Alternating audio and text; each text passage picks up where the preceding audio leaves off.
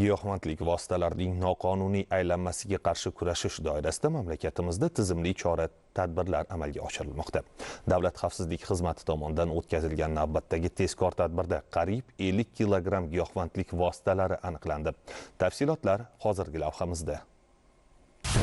Giyohvandlik har qanday jamiyatning ijtimoiy-iqtisodiy taraqqiyot yo'liga g'ov bo'lish barobarida, ayniqsa yoshlarning salomatligi va kelajagiga rahna soladi. Shu bois ushbu illatga qarshi mamlakatimizda keskin kurash olib borilmoqda. Xususan, Davlat xavfsizlik xizmati xodimlari tomonidan o'tkazilgan tezkor tadbir davomida Toshkent-Andijon yo'nalishida harakatlanayotgan Andijon shahrida yashovchi 1988-yilda tug'ilgan fuqaro boshqaruvidagi Cobalt rusumli transport vositasi Toshkent viloyatining Ohangaron tumanida joylashgan Chinor yo'l patrul xizmati maskanida to'xtatilib ko'zdan kechirildi.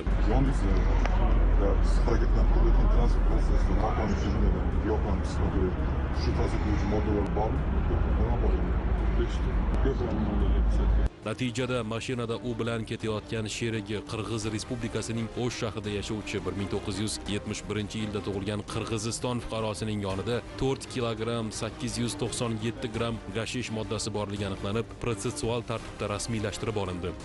Birinchi o'ram ochganimizda ichidan to'q jigarrangi, o'tkir hidli gash giyohvandlik vositasiga o'xshaydi. 1, 3, 4, 5 ta.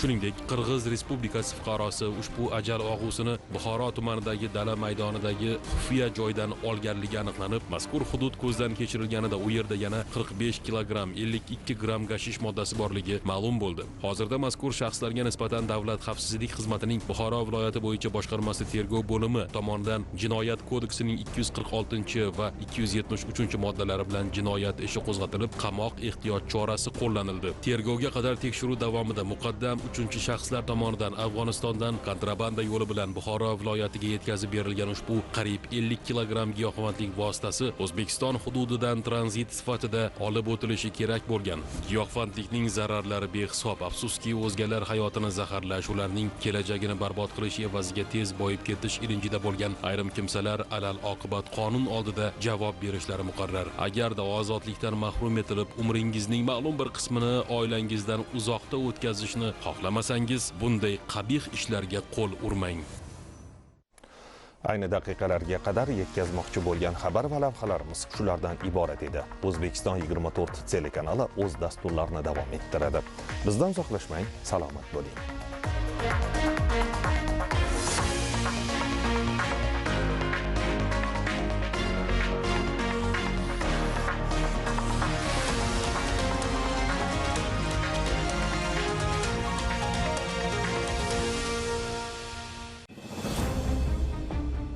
Valyuta qimmatliklarini qonunga xilof ravishda ayirib boshlash javobgarlikni keltirib chiqaradi. Siz tasvirda ko'rayotgan shaxslar buni bilsa-da, mana shunday harakatlarni sodir qilishgan. Quva tumani ichki ishlar bo'limi tezkor xodimlari tomonidan o'tkazilgan tadbirlar davomida noqonuniy valyuta ayirib boshlash bilan bog'liq 5 ta holat fosh etildi. Tezkor tadbirda qonunga xilof ravishda valyuta oldi-sotisi bilan shug'ullangan shaxslar ashyoviy dalillar bilan qo'lga olindi. Rasmiylashtirilgan hujjatlar jinoyat ishlari bo'yicha Quva tuman sudiga oshirildi. Sud jarayonida huquqbuzarlar qilmishlariga to'liq iqror bo'lib, o'z xatti-harakatlaridan pushaymon ekanliklarini bildirdilar. Sud qaroriga ko'ra ma'muriy javobgarlik to'g'risidagi kodeksning tegishli moddalariga asosan 7 sutkadan 10 sutkagacha ma'muriy qamoq jazosi tayinlandi. Unutmang, noqonuniy valyuta ayirib boshlash holatlari fuqarolarning moddiy manfaatlariga putur yetkazish bilan birga mamlakat iqtisodiy xavfsizligiga ham jiddiy tahdid soladi. Shu bois bu kabi holatlarni oldini olish maqsadida tezkor tadbirlar viloyat hududi bo'ylab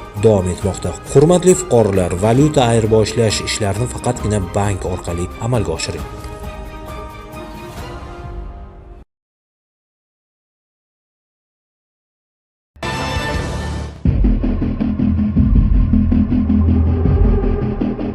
Joriy yilning 6-oktyabr kuni Ichki ishlar vazirligi Shaxsiy xavfsizlik bosh boshqarmasi, Namangan viloyati bo'yicha boshqarmasi hamda boshqarma tezkor qidiruv xizmati, korrupsiya va iqtisodiy jinoyatlarga qarshi kurash bo'limi xodimlari tomonidan hamkorlikda o'tkazilgan tezkor tadbir davomida avtomashina oldi-sotisi bilan shug'ullanuvchi shaxs Namangan shahrida yashovchi fuqaro tomonidan sotib olingan dvigatel raqami bo'lmagan Hyundai Porter rusumli avtomashinani viloyat Ichki ishlar boshqarmasi yo'l harakati xavfsizligi boshqarmasida ishlovchi tanishlari orqali transport vositasini qayd etish guvohnomasini rasmiylashtirib berishini, buning evaziga 2 million so'm pul berish kerakligini aytib, fuqarodan kimyoviy ishlov berilgan 2 million so'm pullarni olgan vaqtida ashyoviy dalillar bilan qo'lga olingan. Hurmatli hamyurtlar, davlat idoralaridagi tanishlarim orqali ishingizni noqonuniy yo'l bilan oson bitirib beraman degan shaxslarga duch kelsangiz, bilingki, ular firibgar. Ularga aldanib qolmang va bunday kimsalar haqida darhol huquqni muhofaza qiluvchi organlarga xabar bering. Yolg'on xabarlar tarqalmoqda, kartasidagi pullar yechilishi mumkin. Bu narsadan juda ham ehtiyotkor bo'lishni xohlardim. Agar shaxsiy ma'lumotlarni o'g'irlash holatlari bo'ladi, buyurtmani o'sha yetkazib berish orqali jo'natib yuborasiz deydi. Pullar tiyinigacha yechib olinishi mumkin. Virusli dasturlar yaratilmoqda. Tergovchilar bu tarzda fuqaroga qo'ng'iroqni amalga oshirmaydi.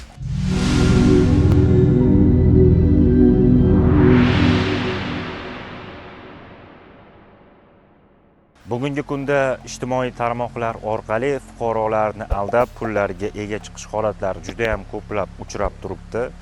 Ayniqsa o'sha sun'iy intellekt yordamida mashhur shaxslarni yuzidan foydalangan holda fuqarolarni aldash holatlari uchrab turibdi. Bu qanday amalga oshiriladi? Demak, o'sha hammaga mashhur bo'lgan shaxslar tomonidan fuqarolarga pullar ajratilishi holatlari, bundan tashqari ehson berilyapti, bir martalik pul mukofoti berildi mazmunida turli xil yolg'on xabarlar tarqalmoqda. Shu xabarlarni ustiga bosib, havola orqali kirilsa, u yerda firibgarlar tomonidan shunday sxema yaratilganki, o'sha fuqarolarni shaxsiy ma'lumotlarini o'g'irlash holatlari bo'ladi. Ya'ni fuqaro pulni olish ilinjida o'zini bank kartasi, pasport seriyalari yoki ID karta seriyalarini kiritadi va fuqaroning shaxsiy ma'lumotlari uchinchi shaxs, ya'ni firibgarga o'tib ketadi. Natijada o'sha bank plastik kartasidagi pullar yechilishi mumkin. Keyin fuqarolar aytishi mumkin, mana hozirgi paytda bank plastik kartamda pul yo'q-ku, qanday yechib oladi degan izohlar ham yozilyapti. Qachonki kartaga pul tushsa, firibgarlarda o'sha dostup deymiz, ya'ni ulanib olish imkoniyati bo'ladi va pul tushishi bilan yechib olishadi. Bu narsadan juda ham ehtiyotkor bo'lishni xohlardim. Agar qanaqadir bir muammo bo'lib, bank plastik kartasidan shu usulda pul yechilgan bo'lsa, 102 raqami orqali ichki ishlar organlariga xabar berishsa maqsadga muvofiq bo'lar edi. Keyin shu onlayn savdolarda ham juda ko'p firibgarlik holatlari uchrab turibdi. Masalan, o'sha kimdir buyum sotib yubormoqchi bo'ladi yoki buyum sotib olmoqchi bo'ladi. Mana shu vaziyatda e'lon joylashtiradi. E'lon saytlarida o'zini xaridor deb tanishtirgan shaxs aloqaga chiqib, o'zini boshqa viloyatda ekanligini aytadi. Mahsulotni o'sha yetkazib berish xizmati orqali berib yuborsangiz bo'ladi menga, men pullarni sizga onlayn ravishda to'lab beraman deydi va havola yuboradi. Mana shu havolaga kirib, shaxsiy ma'lumotlaringizni to'ldiring, ya'ni bank kartangizni kirgizing va pullaringizni oling. Buyurtmani o'sha yetkazib berish orqali jo'natib yuborasiz deydi. Agar fuqarolar shu joyda ahamiyat berib, e'tibor berishmasa, shaxsiy ma'lumotlarini kirgizishadi, u hech qanaqa xaridor bo'lmaydi va o'sha bank plastik kartasidagi pullar tiyinigacha yechib olinishi mumkin. Bunda e'tibor beradigan jihat shundaki, agar siz biror bir buyumingizni sotib yubormoqchi bo'lib e'lon joylashtirsangiz, firibgarlar odatda o'sha siz e'londa aytilgan summani berishga rozi bo'lishadi. Savdolashib o'tirmaydi. Asosiy ularni belgisi, men boshqa viloyatdaman yoki boshqa shahardaman, hozir yuzma-yuz ko'risha olmaymiz deb vaj keltiradi. Shunda siz euforiyaga berilmasdan, o'sha tezroq mahsulotimni sotib yuboraman degan xayollarga berilmasdan, siz bilan bog'langan shaxs bilan iloji boricha telefon orqali muloqotga kirishib, yuzma-yuz ko'rishib, mahsulotingizni uni qo'liga berib, pullarni olsangiz maqsadga muvofiq bo'lar edi. Bundan tashqari bugungi kunda odamlarni shaxsiy ma'lumotlarini o'g'irlovchi virusli dasturlar yaratilmoqda o'sha firibgarlar tomonidan. Buni biz sodda qilib tushuntiradigan bo'lsak, o'sha APK fayllar. APK fayllar qanaqa tarqalyapti? Bu asosan Telegram ijtimoiy tarmog'i orqali tarqalyapti. Bu seni videoyingmi yoki seni fotolaringni topib oldim, to'yga taklifnoma, sud qarori qabul qilindi, sizga nisbatan jinoyat ishi qo'zg'atildi mazmunida kelmoqda. Eng e'tibor beradigan jihati, bu xabarlar sizning yaqin tanishingizni profilidan keladi. Siz unga ishonib qolib, agar APK faylni ustiga bosadigan bo'lsangiz, bilamiz, biz telefonlarimiz, smartfonlarimiz bizni shaxsiy ma'lumotlarimizni o'zida saqlaydi. O'sha shaxsiy ma'lumotlar uchinchi shaxsga o'tib ketib qoladi. Bank plastik kartamizdagi pullar tiyinigacha yechib olinishi mumkin.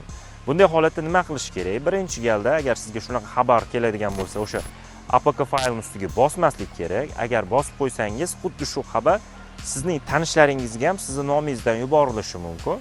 Agar bosib qo'ygan bo'lsangiz, zudlik bilan bank plastik kartangizni blok holga keltiring. Keyin Telegram profilingizni o'chirib yuborib, boshqatdan ochishni maslahat beramiz. Aynan o'sha telefon raqamingizga ulangan bank plastik kartalarni o'zingizga xizmat ko'rsatadigan bankka bog'langan holda yangisiga almashtirib yuborsangiz maqsadga muvofiq bo'lar edi. Bundan tashqari soxta qo'ng'iroqlar amalga oshiriladi. Soxta qo'ng'iroqlar deb keng tarqalyapti bu fikr. Masalan, o'zini mansabdor shaxs yoki bo'lmasam tergovchi, huquqni muhofaza qiluvchi organ vakiliman deb tanishtirishadi. Bu holda ham e'tibor berish kerak.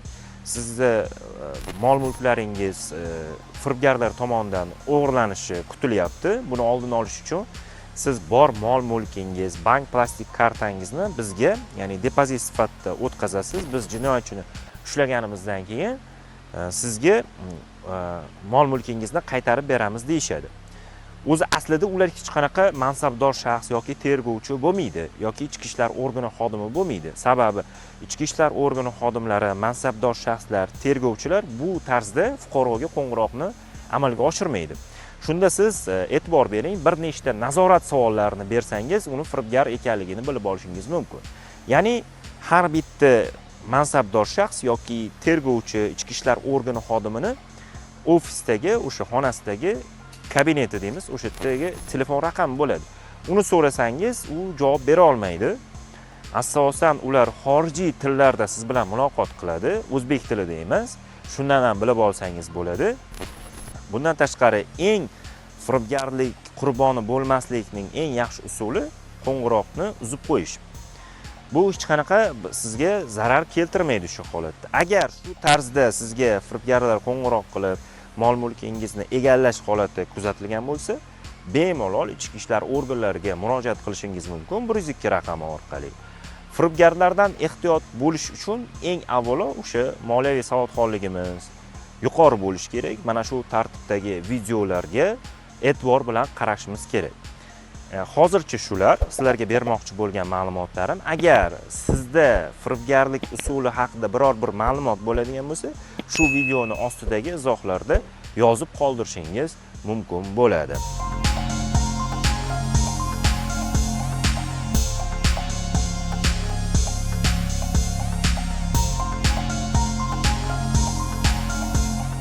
Toshkent viloyati ichki ishlar bosh boshqarmasi kiberxavfsizlik xizmati tomonidan o'tkazilgan navbatdagi tezkor profilaktik tadbir davomida onlayn savdo platformasida ayol nomidan bir nechta profil ochib, firibgarlik bilan shug'ullanib kelgan shaxs qo'lga olindi.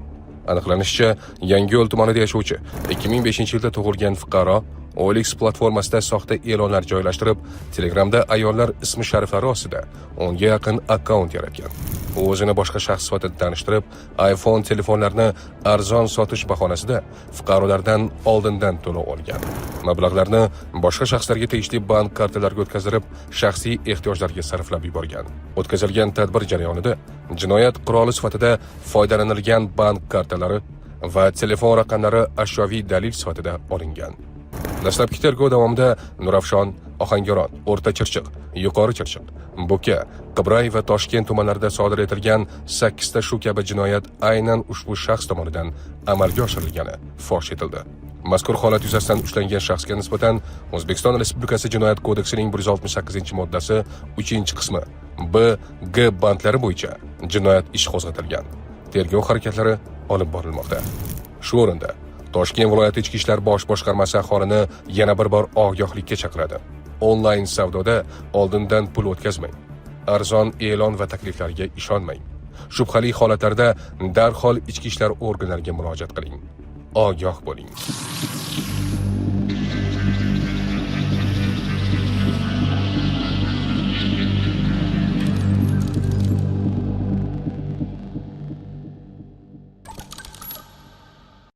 Mavzuda davom etamiz. Soha xodimlari tomonidan olib borilgan yana bir tezkor tadbir davomida kriptoaktivlar aylanmasi bilan qonunga xilof ravishda shug'ullanayotgan jinoiy guruh qilmishi fosh etildi. Hozir shu haqda. So'nggi yillarda raqamli moliya bozoridagi ulkan o'sish raqamli valyutalarning keng tarqalishiga olib keldi. Ularning aylanmasi iqtisodiy imkoniyatlar yaratish bilan birga qator huquqiy va xavfsizlik muammolarini ham keltirib chiqarmoqda. Mamlakatimizda ham kriptoaktivlardan foydalanish qonunchilik asosida tartibga solingan, ammo ayrim fuqarolar qonunga zid harakatlar sodir etishayotgani kuzatilmoqda. Jizzax viloyat ichki ishlar boshqarmasi axborot texnologiyalari sohasidagi jinoyatlarga qarshi kurashish boshqarmasi xodimlari tomonidan shunday qonun buzilishlarga chek qo'yilmoqda. Xususan hududiy ichki ishlar bo'limlari mas'ul xodimlari bilan hamkorlikdagi tezkor profilaktik va tezkor texnik tadbirlar davomida kriptoaktivlar aylanmasi bilan qonunga xilof ravishda shug'ullanayotgan guruh a'zolari fosh etildi. Aniqlanishicha, Andijon viloyati Qo'rg'ontepa, Navoiy viloyatining Qonimeh tumanlari hamda Jizzax viloyatining Jizzax shahar, Forish va G'allarol tumanlarida yashovchi 1992, 1994, 1996, 2001 va 2007 yillarda tug'ilgan fuqarolar ijtimoiy tarmoqlardagi Umar, USDT, Ton va Bitget ilovalariga boshqa shaxslarning nomlarida bo'lgan bank plastik kartalarini yuklab ko'p miqdordagi 1 milliard 760 million so'mlik kriptoaktivlarni ayirboshlab kelgan. Tezkor profilaktik tadbirlar davomida ushbu shaxslardan 28 ta bank plastik kartalari, 8 dona uyali aloqa vositalari, 8 dona telefon qurilmasidagi elektron hamyonlar hamda 12 dona SIM kartalar tegishli tartibda hujjatlashtirib olingan. Holat yuzasidan hozirda tergovga qadar tekshiruvlar olib borilmoqda.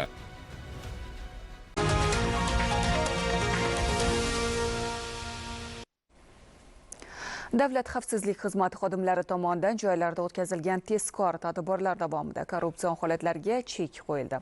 Hozir shu haqda.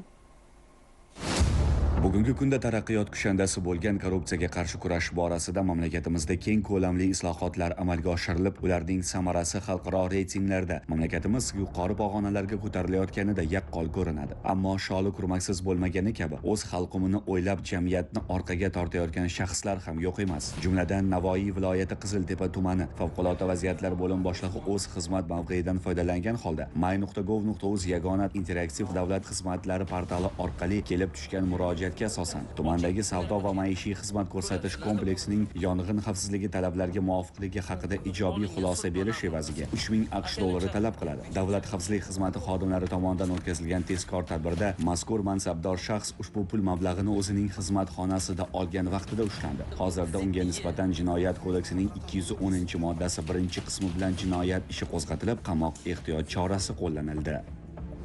Surxondaryo viloyatida kuzatilgan holatda esa Jarqo'rg'on tuman majburiy ijro bo'limi boshlig'ining o'rinbosari va davlat ijrochisi o'z xizmat mavqelaridan foydalangan holda bo'lim ish yurituvida bo'lgan ijro ishi doirasida 1993-yilda tug'ilgan fuqaroga nisbatan xorijga chiqishga qo'yilgan taqiqni bekor qilib berish uchun 600 AQSh dollari hamda paxta va g'alla yetishtirishga ixtisoslashgan fermer xo'jalikka nisbatan yuritilgan ijro ishi doirasida xo'jalikning yer maydonlarini auksion savdolarga chiqarmaslik evaziga 10 million so'm olgan vaqtlarda davlat xavfsizlik xizmati xodimlari tomonidan ashyoviy dalillar bilan ushlandi. Hozirda mazkur shaxslarga nisbatan Jinoyat kodeksining 168-moddasi 3-qismi V bandi bilan jinoyat ishi qo'zg'atilib, tergov harakatlari olib borilmoqda.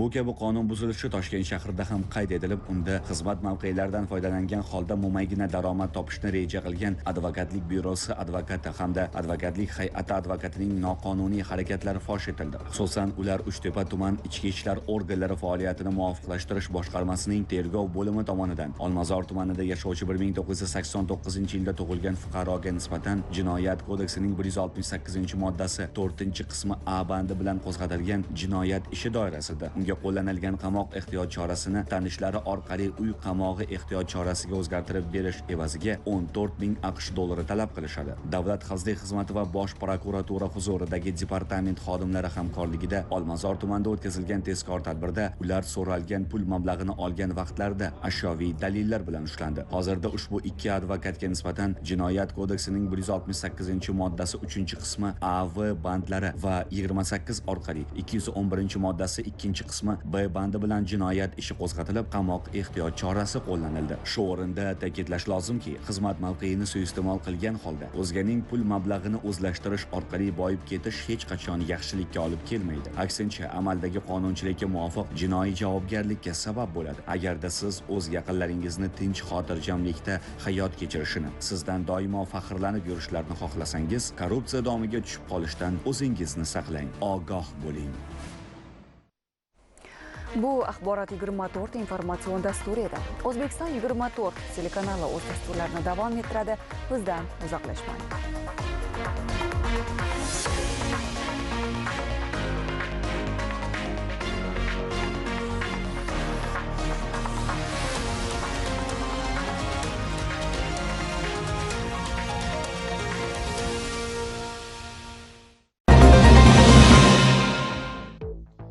Farzand tarbiyasida hech qachon e'tiborsizlikka yo'l qo'yib bo'lmaydi. Uning oqibatlari salbiy, ba'zi o'rinlarda esa ayanchli yakunlanishi ham mumkin. Yuqoridagi lavha ayni so'zimiz isboti bo'lsa, endi efir yuzini ko'radigan reportajda ham voyaga yetmagan yigitning rul boshqaruviga o'tirganligi ortidan sodir etgan qoidabuzarligi xususida so'z boradi. Achinarlisi esa Navoiy viloyatidan Samarqandga tomon otlangan Malibu rusumli avtomashina patrul post xizmati xodimlari tomonidan to'xtatilar ekan, ushbu voyaga yetmagan yigitning spirtli ichimlik iste'mol qilganligi ham ma'lum bo'ldi. Samarqand muntazam yo'l patrul xizmat maskani. Tungi soat 2:00 chamasi yo'l patrul xizmat xodimi tomonidan Malibu rusumli transport vositasiga to'xtash ishorasi berilganda, qochib ketishga uringan haydovchi to'xtatib qolindi. Ma'lum bo'lishicha, boshqa shaxsga tegishli Malibu rusumli transport vositasini spirtli ichimlik ta'sirida boshqarib kelayotgan haydovchi Samarqand muntazam yo'l patrul xizmati maskaniga yaqinlashar ekan, o'zicha ayyorlik ishlatib vaziyatdan chiqishga urinadi. Avtomashinada yo'lovchi sifatida kelayotgan voyaga yetmagan kollej o'quvchisiga rul boshqaruvini topshirib, osongina qutulib qolmoqchi bo'ladi. Buni qarangki, tekshiruvlar davomida haydovchilik huquqiga ega bo'lmagan endigina 16 yoshga to'lgan yigitcha ham hamtovoqlariga qo'shilib spirtli ichimlik iste'mol qilganligi aniqlandi. Holat yuzasidan xodimlar tomonidan tegishli tartibda ma'muriy bayonnoma rasmiylashtirildi. Transport vositasi vaqtincha saqlash uchun jarima maydoniga joylashtirildi. Biz Navoiy shahridan Samarqandga ketayotgan paytimiz tanishimga tegishli bo'lgan Malibu 2 rusumli avtomobilni boshqarib kelayotgandim men. Navoiy postda chiqishda ushladi GAI xodimi. Unda men mashinani menga bir aka bergandi. U aka ham mast bo'lgan. Men ham spirtli ichimlik iste'mol qilgandim. Ushbu harakat ishtirokchilari bilan boshqarma binosida profilaktik suhbat o'tkazilgan holda qilmishining ayanchli oqibatlari tushuntirildi. Qilgilikni qilib qo'yib, o'g'li qatori yoshgina yigitchaga rul boshqaruvini berib, o'zi suvdan quruq chiqishga uringan shaxs esa holatga shunday izoh berdi. Mast holatda mashina boshqarib kelayotgandek, tanishim bo'lgan voyaga yetmaganlik bo'lsa ham rulni berdim postdan o'tib olishgacha. 1 kilometrga yaqin masofani haydayotdi. Yo'lda postda xodimlar bizni to'xtatishdi. Voyaga yetmagan fuqaro boshqarganini bilib, mashinamizni jarima maydoniga olishdi. Qilgan ishimizni pushaymonmiz. Albatta, hech bir qoidabuzarlik jazosiz qolmaydi. O'lim bilan bog'liq aksariyat avtohalokatlar spirtli ichimlik ta'siri ostida sodir etilayotganligini inobatga olsak, bu borada qat'iy xulosa chiqarish vaqti allaqachon yetib kelgan.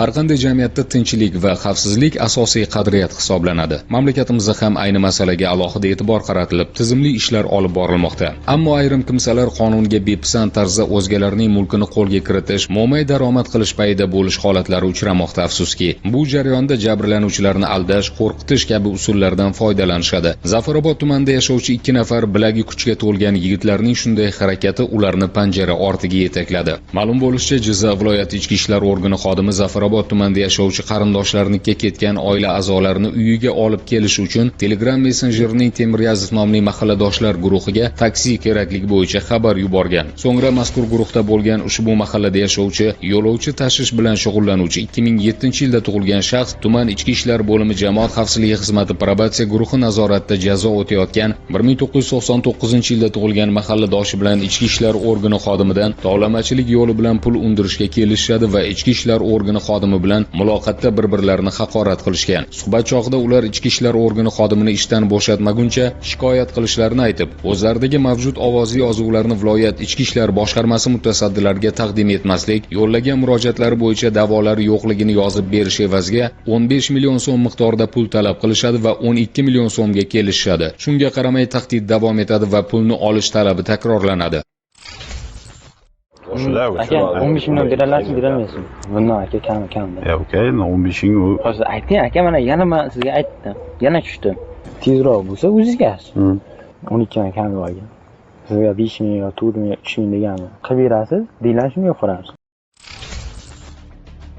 Bu haqda Jizzax viloyati ichki ishlar boshqarmasi jamoat xavfsizligi xizmati jamoat tartibini saqlash boshqarmasi kinologiya bo'linmasi xodimi viloyat ichki ishlar boshqarmasi boshlig'i nomiga bildirgisida ma'lum qiladi. Shu asosda ichki ishlar vazirligi shaxsiy xavfsizlik bosh boshqarmasi Jizzax viloyati bo'yicha bo'limi hamda viloyat ichki ishlar boshqarmasi tezkor xodimlari hamkorligida tadbir o'tkazildi. Tadbirda Zafarobod tumani Pistalikent mahallasida yashovchi 2 nafar shaxslar talab qilgan pulni olgan vaqti protsessual tartibda ushlangan. Aniqlanishicha, ushbu shaxslar joriy yilning 6 va 8 oktyabr kunlari 102 xizmatiga murojaatida ichki ishlar organi xodimi ularni haqorat qilganligini ma'lum qilishgan. Ammo soha mas'ul xodimlarining holat yuzasidan tushuntirish berish uchun chaqirig'iga javob berishmagan. Mazkur holat yuzasidan 18 va 26 yoshli fuqarolarga nisbatan Zafarobod tuman prokuraturasi tomonidan jinoyat ishi qo'zg'atilgan. Eslatib o'tamiz, tovlamachilik 3 yildan 5 yilgacha ozodlikni cheklashdan boshlab 10 yildan 15 yilgacha ozodlikdan mahrum qilish bilan jazolanishga sabab bo'ladi. 2025-yil 23-sentyabr kuni Buxoro viloyati ichki ishlar boshqarmasi jamoat xavfsizlik xizmati yo'l harakati xavfsizligi boshqarmasi inspektori tasdiqlangan reja asosida Jondor tumanining Zarafshon mahallasi hududidan o'tuvchi M37 avtomobil yo'lining 291-kilometrida xizmat olib borayotgan vaqtida Buxoro Olot yo'nalishi bo'yicha harakatlanib kelayotgan Lacetti rusumli avtomashinaga hujjatlarni tekshirish maqsadida to'xtash ishorasini berganda haydovchi xodimning avtomashinani to'xtatish to'g'risidagi ishorasiga bo'ysunmay harakatni davom ettiradi. Jondor tumandagi Yakatut don qabul qilish maskani oldida to'xtatilib, ushbu fuqaroga nisbatan O'zbekiston Respublikasi ma'muriy javobgarlik to'g'risidagi kodeksning 194-moddasi 1-qismi bilan ma'muriy bayonnoma rasmiylashtirilib, avtomashina jarima maydonchasiga joylashtirilgan. Shundan ushbu qoidabuzar haydovchi yo'l harakati xavfsizligi boshqarmasi inspektoriga aniqlangan holat yuzasidan ma'muriy bayonnoma rasmiylashtirmaslik va avtomashinani jarima maydonchasidan chiqarib berish evaziga xodimning qarshiliklari va ogohlantirishlariga qaramasdan unga $560 miqdoridagi pullarni pora tariqasida taklif etadi. Xodimning bildirgisiga asosan O'zbekiston Respublikasi Ichki ishlar vazirligi shaxsiy xavfsizlik bosh boshqarmasi Buxoro viloyati bo'yicha boshqarmasi xodimlari hamda departamentning Buxoro viloyat boshqarmasi xodimlari tomonidan o'zaro hamkorlikda o'tkazilgan tadbir davomida ushbu shaxs $560 pullarni pora tariqasida berayotgan vaqtida ashyoviy dalillar bilan ushlangan. Mazkur holat yuzasidan O'zbekiston Respublikasi Jinoyat kodeksining 211-moddasi 1-qismi bilan jinoyat ishi qo'zg'atilib, hozirgi kunda dastlabki tergov harakatlari olib borilmoqda. Yashnobod tumani ichki ishlar organlari faoliyatini muvofiqlashtirish boshqarmasi tezkor xodimlari tomonidan yirik miqdordagi giyohvandlik vositalari yetishtirilayotgan xonadon aniqlandi. Tuman tezkor qidiruv xizmati xodimlari tomonidan fuqaroning yashash manzili xolislar ishtirokida ko'zdan kechirilganda uyning hovli qismida 3 tup o'tkir hidli o'simlik yetishtirib kelinayotgani ma'lum bo'ldi. Yashnobod tumani Shohimardon mahallasida tezkor tadbirlar jarayonida tezkor ma'lumotlar olinib, ushbu xonadon tekshirilganda uydan katta miqdordagi giyohvandlik moddalari aniqlandi. Xonadonning bog'idan ildizlarni oldik, uzilgan holatda edi. Ichkaridan uyning turli xonalaridan, ya'ni omborxonadan, uyning tom qismidan, bankalarda, korobkalarda ushbu ashyoviy dalillar olindi. Hozirda to'plangan hujjatlar Yashnobod tumani tergov bo'limiga topshirildi. Ko'rib turganingiz xonadondan topilgan shisha idishlar va bir necha qog'oz qutilardagi tayyor quritilgan holdagi yashil rangli o'tkir hidli giyohvandlik moddalarining vazni 15 kilogramm ekani aniqlandi. Barcha ashyoviy dalillar xolislar ishtirokida tegishli tartibda rasmiylashtirib olindi. Hozirda holat yuzasidan tergovga qadar tekshiruv harakatlari olib borilmoqda. Barcha aniqlangan moddalar ekspertizaga topshirildi. Uning xulosasiga ko'ra qonuniy qaror qabul qilinishi ta'minlanadi. 2025 yil 23 sentyabr kuni Buxoro viloyati Ichki ishlar boshqarmasi Jamoat xavfsizlik xizmati yo'l harakati xavfsizligi boshqarmasi inspektori tasdiqlangan reja asosida Jondor tumanining Zarafshon mahallasi hududidan o'tuvchi M37 avtomobil yo'lining 291 kilometrida xizmat olib borayotgan vaqtida Buxoro Olot yo'nalishi bo'yicha harakatlanib kelayotgan Lacetti rusumli avtomashinaga hujjatlarni tekshirish maqsadida to'xtash ishorasini berganda haydovchi xodimning avtomashinani to'xtatish to'g'risidagi ishorasiga bo'ysunmay harakatni davom ettiradi. Jondor tumandagi Yakatut don qabul qilish maskani oldida to'xtatilib, ushbu fuqaroga nisbatan O'zbekiston Respublikasi Ma'muriy javobgarlik to'g'risidagi kodeksning 194-moddasi 1-qismi bilan ma'muriy bayonnoma rasmiylashtirilib, avtomashina jarima maydonchasiga joylashtirilgan. Shundan ushbu qoidabuzar haydovchi yo'l harakati xavfsizligi boshqarmasi inspektoriga aniqlangan holat yuzasidan ma'muriy bayonnoma rasmiylashtirmaslik va avtomashinani jarima maydonchasidan chiqarib berish evaziga xodimning qarshiliklari va ogohlantirishlariga qaramasdan unga 500 AQSh dollar miqdoridagi pullarni pora tariqasida taklif etadi. Xodimning bildirgisiga asosan O'zbekiston Respublikasi Ichki ishlar vazirligi shaxsiy xavfsizlik bosh boshqarmasi Buxoro viloyati bo'yicha boshqarmasi xodimlari hamda departamentning Buxoro viloyat boshqarmasi xodimlari tomonidan o'zaro hamkorlikda o'tkazilgan tadbir davomida ushbu shaxs 500 AQSh dollar pullarni pora tariqasida berayotgan vaqtida ashyoviy dalillar bilan ushlangan. Mazkur holat yuzasidan O'zbekiston Respublikasi Jinoyat kodeksining 211-moddasi 1-qismi bilan jinoyat ishi qo'zg'atilib, hozirgi kunda dastlabki tergov harakatlari olib borilmoqda.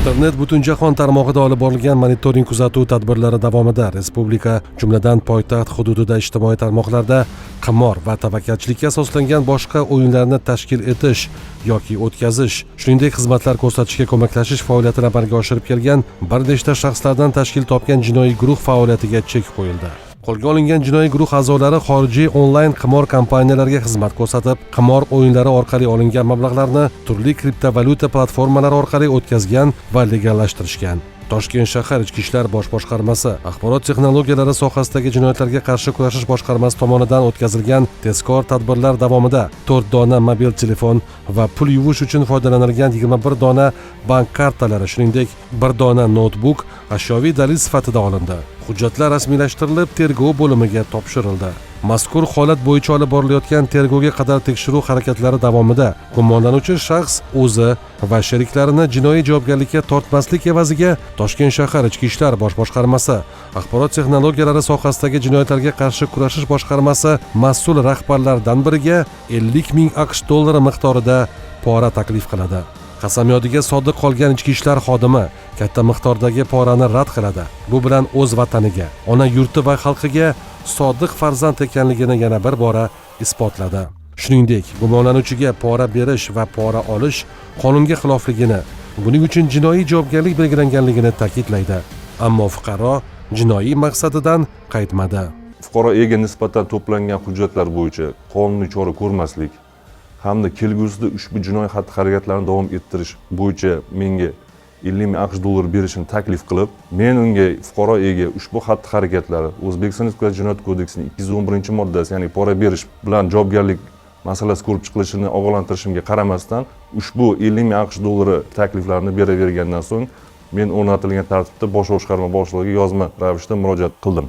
Ichki ishlar xodimi holat bo'yicha Toshkent shahar Ichki ishlar bosh boshqarmasi rahbariyatiga bildirgi orqali murojaat qiladi. Xodimning bildirgisi asosida Ichki ishlar vazirligi shaxsiy xavfsizlik bosh boshqarmasi, Toshkent shahar bo'yicha boshqarmasi va prokuratura xodimlari bilan o'tkazilgan tezkor tadbirda gumonlanuvchi ichki ishlar organlari mas'ul rahbarining xizmat xonasiga kirib, pora tariqasida 50 ming AQSh dollarini bergan vaqtida daliliy ashyolar bilan ushlandi va bu jarayon xolislar ishtirokida bayonnoma asosida rasmiylashtirib olindi. Hozirda mazkur holat yuzasidan yuzasidan O'zbekiston Respublikasi Jinoyat kodeksining 211-moddasi bilan jinoyat ishi qo'zg'atilgan. Gumonlanuvchiga nisbatan qamoq ehtiyot chorasi qo'llangan. Tergov davom etmoqda. Hurmatli fuqarolar, unutmang, pora olish, pora berish hamda pora olish va berishda vositachilik qilish jinoiy javobgarlikka sabab bo'ladi.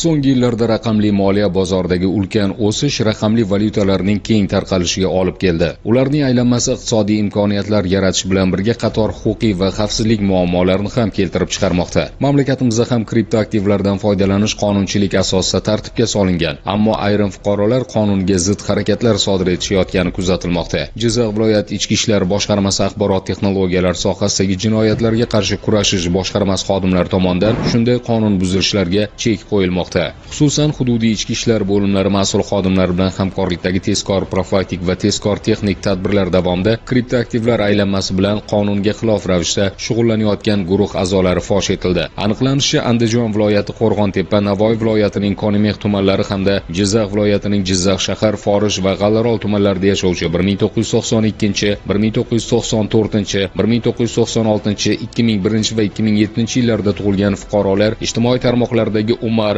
USDT, Ton va Bitget ilovalariga boshqa shaxslarning nomlarida bo'lgan bank plastik kartalarini yuklab ko'p miqdordagi 1 milliard 760 million so'mlik kriptoaktivlarni ayirboshlab kelgan. Tezkor profilaktik tadbirlar davomida ushbu shaxslardan 28 ta bank plastik kartalari, 8 dona uyali aloqa vositalari, 8 dona telefon qurilmasidagi elektron hamyonlar hamda 12 dona SIM kartalar tegishli tartibda hujjatlashtirib olingan. Holat yuzasidan hozirda tergovga qadar tekshiruvlar olib borilmoqda. Nima qilding, o'ylab ko'rdingmi? Ikkilanyapman-da. Nimasiga ikkilanasan? Bolani nima qilasan? Bosh og'riq bo'ladi senga. Undan ko'ra sotamiz. Pulini ikkiga bo'lib olamiz. Sen ham ulushing bor. Xuddi shunga o'xshash rejalarni tuzib, onaning farzandini sotishiga majbur qilgan 32 yoshli hamshiraning qilmishlari fosh etildi. Ma'lum bo'lishicha, Koson tumani tibbiyot birlashmasiga qarashli poliklinikada ishlovchi hamshira ayol 2020-yilda tug'ilgan chaqaloqni uni dunyoga keltirgan onasi bilan kelishib, 19 million 700 ming so'mga boshqa ayolga sotib yubordi. Bu hali hammasi emas, hamshiraning rejalari shu bilan tugamaydi. U qizaloqni sotib olgan ayolga tug'ilganlik haqida guvohnoma olib berishini aytib, 2 million so'm pora oladi va 60 yoshli erkak bilan til biriktirib, qizaloqni yana bir boshqa fuqaroga 15 ming AQSh dollarida sotayotgan vaqtda huquqni muhofaza qiluvchi organlar tomonidan qo'lga olinadi. Mazkur ish jinoyat ishlari bo'yicha Koson tuman sudida ko'rib chiqildi. Sudning 17-sentyabrdagi hukmiga ko'ra, yuqoridagi jinoyatlarni sodir etgan hamshira 2 yil 6 oy muddatga ozodlikdan mahrum etildi va bazaviy hisoblash miqdorining 30 barobar miqdorda jarimaga tortildi. Uning sherigiga esa yashash uyidan chiqish cheklangan holda 3 yil muddatga ozodlikdan cheklash jazosi tayinlanib, bazaviy hisoblash miqdorining 30 barobar miqdorda jarima jazosi berildi.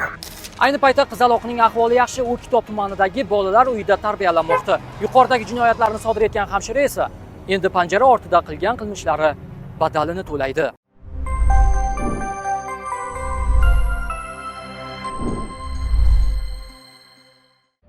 Toshkent shahrida giyohvandlik vositalarining tarqalishiga qarshi bir qator tezkor tadbirlar olib borilmoqda.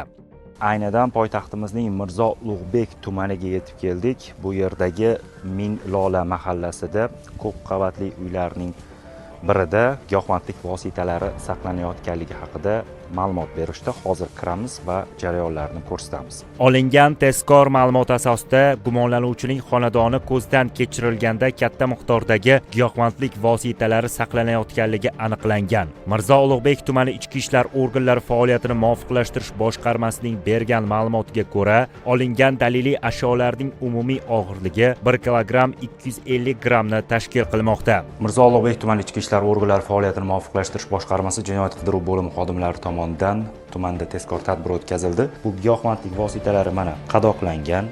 Bu yoqda giyohvandlik vositalarini urug'lari, katta miqdordagi giyohvandlik vositalari quritilgani.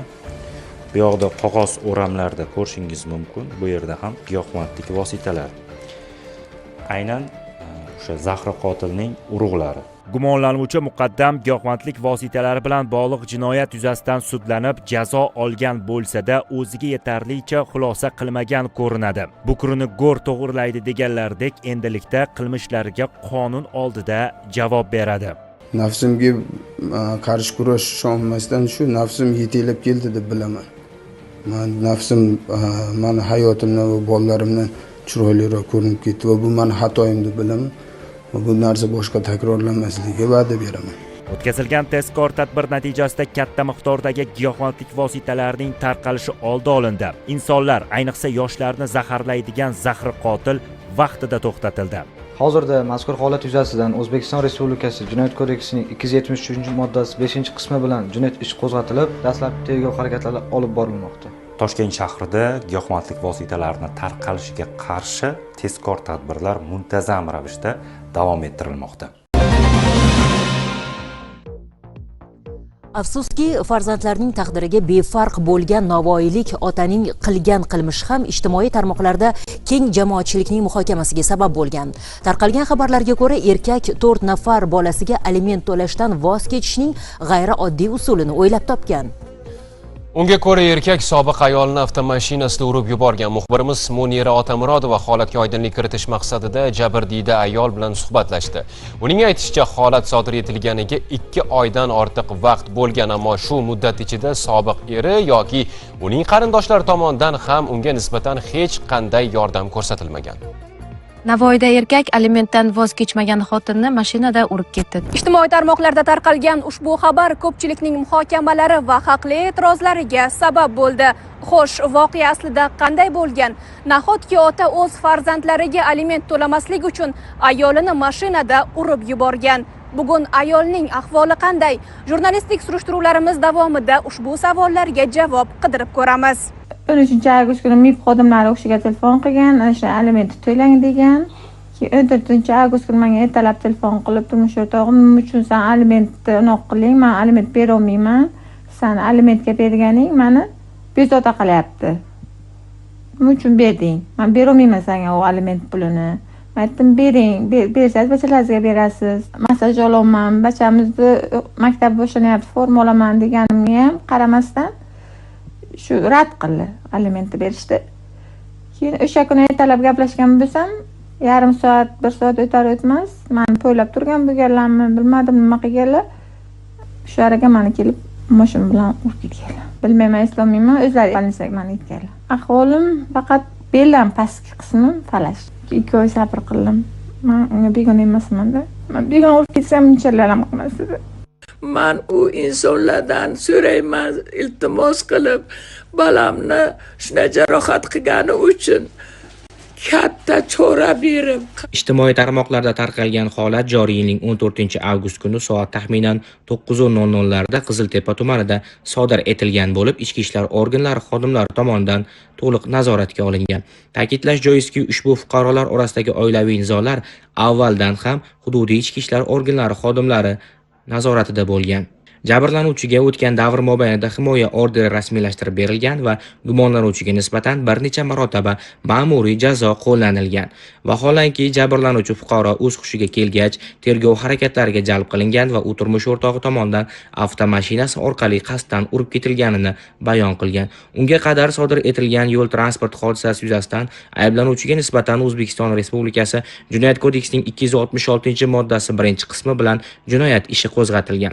Holat oydinlashgach, olib borilayotgan ish qayta malakalanib, gumonlanuvchiga nisbatan O'zbekiston Respublikasi Jinoyat kodeksining 104-moddasi 2-qismi bilan jinoyat ish ochilgan va ayni damda tergov harakatlari davom etmoqda. Bugun Munira Otamurodova va Feruzbek Soibov, Navoiy.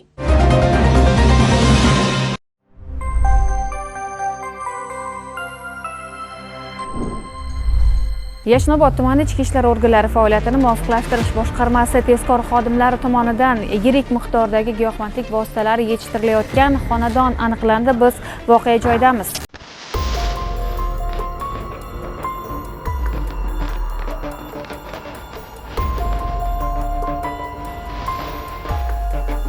Tuman tezkor qidiruv xizmati xodimlari tomonidan fuqaroning yashash manzili xolislar ishtirokida ko'zdan kechirilganda uyning hovli qismida 3 tup o'tkir hidli o'simlik yetishtirib kelilayotgani ma'lum bo'ldi. Yashnobod tumani Shohimardon mahallasida tezkor tadbirlar jarayonida tezkor ma'lumotlar olinib, ushbu xonadon tekshirilganda uydan katta miqdordagi giyohvandlik moddalari aniqlandi. Xonadonning bog'idan ildizlarni oldik, uzilgan holatda. Ichkaridan uyning turli xonalaridan, ya'ni omborxonadan, uyning tom qismidan, bankalarda, korobkalarda ushbu ashyoviy dalillar olindi. Hozirda to'plangan hujjatlar Yashnobod tumani tergov bo'limiga topshirildi. Ko'rib turganingiz xonadondan topilgan shisha idishlar va bir necha qog'oz qutilardagi tayyor quritilgan holdagi yashil rangli o'tkir hidli giyohvandlik moddalarining vazni 15 kilogramm ekani aniqlandi. Barcha ashyoviy dalillar xolislar ishtirokida tegishli tartibda rasmiylashtirib olindi. Hech kimga tavsiya bermayman, qilgan ishimdan pushaymonman, kechirishinglarni so'rayman. Bu narsani oxiri bari yomonliklar tugaydi. Hozirda holat yuzasidan tergovga qadar tekshiruv harakatlari olib borilmoqda. Barcha aniqlangan moddalar ekspertizaga topshirildi. Uning xulosasiga ko'ra qonuniy qaror qabul qilinishi ta'minlanadi.